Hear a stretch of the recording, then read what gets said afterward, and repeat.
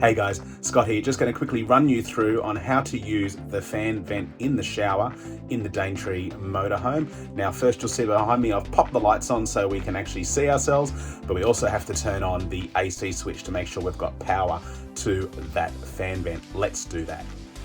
Right, so let's go ahead and turn that on. Right, power's on.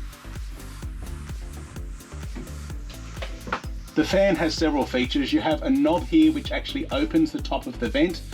On this side you have two levers which actually close the shutter, and then you have your controls here for power and raising the fan speed and lowering the fan speed. So first we'll start with this.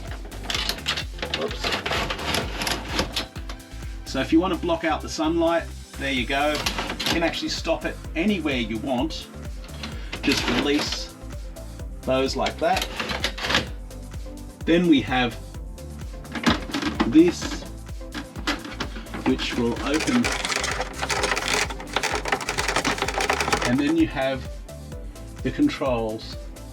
So turn this on and you'll see power has started, and you can turn this up. You'll notice a series of LED lights, each increasing in their brightness. So you have 3 for forward and 3 for reverse, each giving you a half speed in between. So effectively giving you 6 speeds.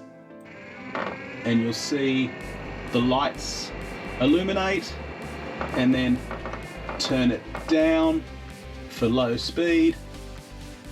And of course you can always turn it off. The Thule Omnivent also gives you the option to suck fresh air in from the outside.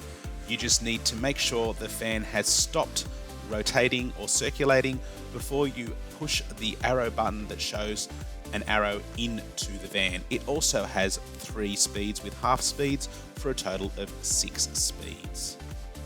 And don't forget before you drive off that you must again lower your cover. And that's simple as that. That's how to operate the shower fan vent in the Daintree.